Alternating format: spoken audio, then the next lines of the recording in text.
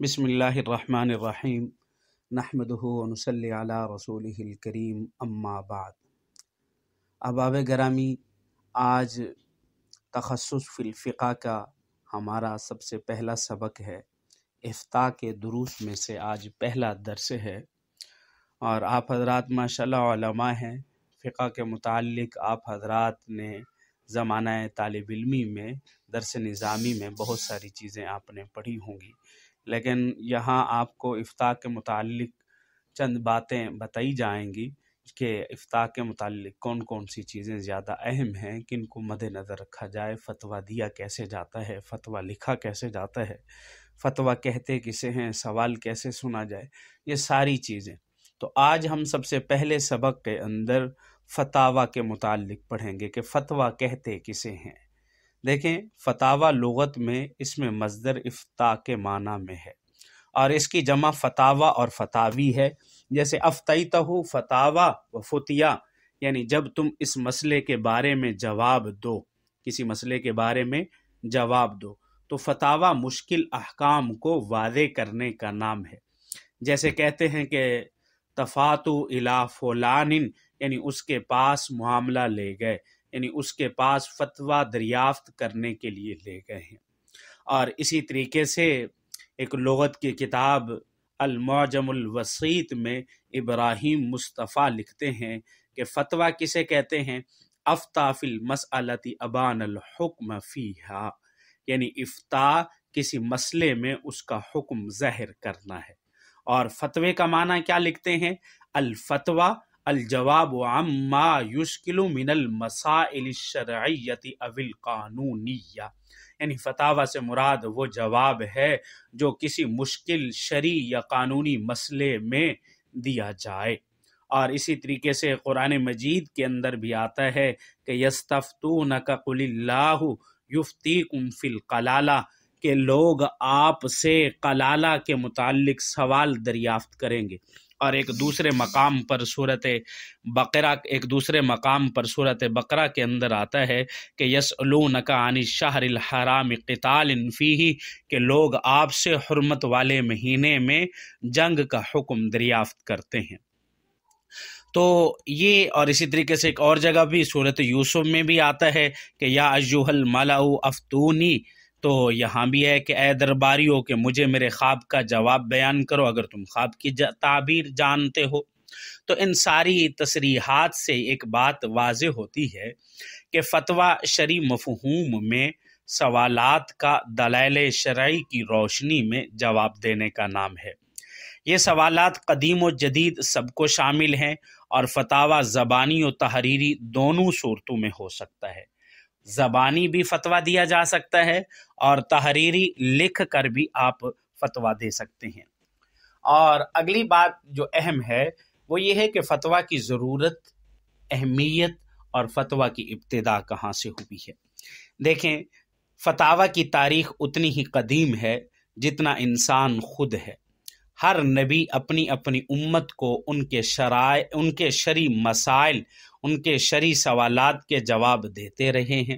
انبیاء کا سلسلہ رسول اللہ صلی اللہ علیہ وسلم پر اختتام پذیر ہوا تو فتویٰ کی ذمہ داری راسخ العلم افراد کے سپرد ہو گئی، جیسا کہ جناب رسول اللہ، جیسا کہ قرآن مجید کے اندر بھی آتا ہے سورۃ انبیاء کے اندر، وما ارسلنا قبلک الا رجالا نوحی الیہم فاسألوا اہل الذکر ان کنتم لا تعلمون، اے میرے حبیب، ہم آپ سے پہلے مردوں کو ہی رسول بنا کر بھیجا تھا، اور ہم ان کی طرف وہی بھیجا کرتے تھے۔ پھر فرمایا کہ فاسألوا اہل الذکر، اے لوگو تم اہل ذکر سے پوچھ لیا کرو اگر تم خود نہ جانتے ہو۔ اسی طریقے سے حدیث مبارکہ میں بھی آتا ہے کہ حضرت ابی ہریرہ رضی اللہ تعالی عنہ سے روایت ہے کہ آپ صلی اللہ علیہ وسلم نے فرمایا کہ من سئل عن علم فکتمہ الجمہ اللہ بلجام من نار یوم القیامہ، کہ جس سے کوئی علمی بات پوچھی گئی اور اس نے چھپائی تو قیامت کے روز اللہ تعالی اسے آگ کی لگام پہنائیں گے۔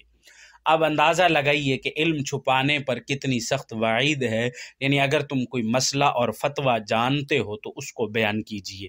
اسی طرح ایک دوسری سند سے حضرت ابی ہریرہ رضی اللہ تعالیٰ عنہ سے بھی یہی روایت ہے۔ تو اس طریقے سے حدیث مبارکہ میں مختلف آیا ہے، یعنی جس شخص سے کوئی علم کی بات پوچھی گئی اور اس نے جاننے کے باوجود اسے چھپا لیا تو قیامت کے دن اسے آگ کی لگام دی جائے گی۔ یہی وجہ ہے کہ نبی کریم صلی اللہ علیہ وسلم نے خود اپنی زندگی میں بھی صحابہ کرام رضوان اللہ علیہم اجمعین کو دوسرے علاقوں میں بھیجا، اس بات کا اہتمام کیا کہ وہاں جا کر وہ لوگوں کے شرعی مسائل کا حل کریں۔ جیسے رسول اللہ صلی اللہ علیہ وسلم نے حضرت معاذ بن جبل رضی اللہ تعالیٰ عنہ کو یمن کی طرف بھیجنے کا ارادہ کیا تو ارشاد فرمایا کہ جب تمہارے سامنے مقدمہ پیش ہوگا تو کیسے فیصلہ کرو گے؟ تو حضرت معاذ رضی اللہ تعالیٰ عنہ نے عرض کیا، فرمایا کہ اللہ کی کتاب سے فیصلہ کروں گا۔ آپ نے فرمایا کہ اگر تم اللہ کی کتاب میں نہ پاؤ تو پھر حضرت معاذ نے فرمایا کہ سنت رسول اللہ صلی اللہ علیہ وسلم سے فیصلہ کروں گا۔ آپ صلی اللہ علیہ وسلم نے فرمایا کہ اگر رسول اللہ کی سنت میں اسے نہ پاؤ اور نہ ہی اللہ کی کتاب میں تو حضرت معاذ رضی اللہ تعالی عنہ نے فرمایا کہ اجتہد رأیی، کہ اب میں اپنی رائے سے اجتہاد کروں گا۔ فضرب رسول اللہ صلی اللہ علیہ وسلم صدرہ فقال الحمد للہ الذی وقف رسول اللہ لما یرضی رسول اللہ۔ اب دیکھیں، آپ نے فرمایا کہ میں اپنی رائے سے اجتہاد کروں گا، تو آپ صلی اللہ علیہ وسلم کو یہ چیز اچھی لگی جسے رسول اللہ کے بھیجے ہوئے آپ نے کیا فرمایا؟ آپ نے ان کے سینے پہ ہاتھ مارا اور اللہ کا شکر ادا کیا کہ جس نے رسول اللہ کے بھیجے ہوئے شخص کو اس چیز کی توفیق بخشی جو اللہ کے رسول کو خوش کر دے۔ اور آپ صلی اللہ علیہ وسلم کے وصال کے بعد صحابہ کرام رضوان اللہ علیہم اجمعین نے یہ ذمہ داری سنبھال لی۔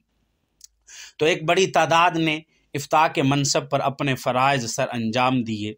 علامہ ابن قیم علیہ رحمہ لکھتے ہیں کہ رسول اللہ صلی اللہ علیہ وسلم کے جن احباب سے فتاوی منقول و محفوظ ہیں ان کی تعداد 130 سے کچھ زائد ہے۔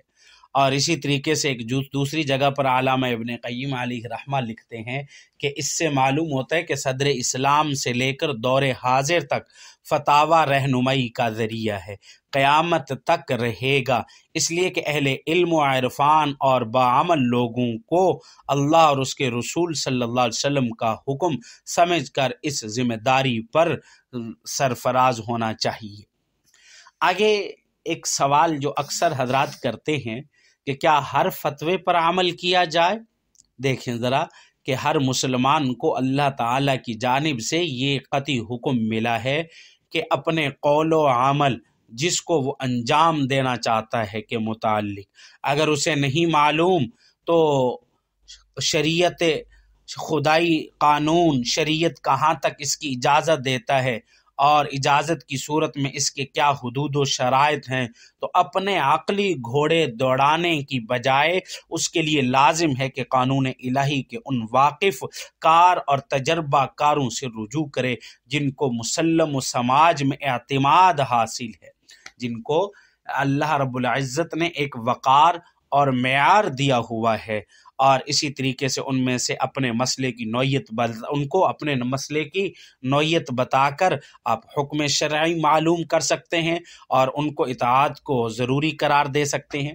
ایک تفسیر کے مطابق کہا گیا کہ مرد حضرات علماء و فقہا ہیں، اس لیے عام مسلمان پر ضروری ہے کہ جب کسی معاملے میں دینی رہنمائی مطلوب ہو تو حکم خداوندی معلوم کرنے کے لیے مفتیان کی طرف رجوع کیا جائے۔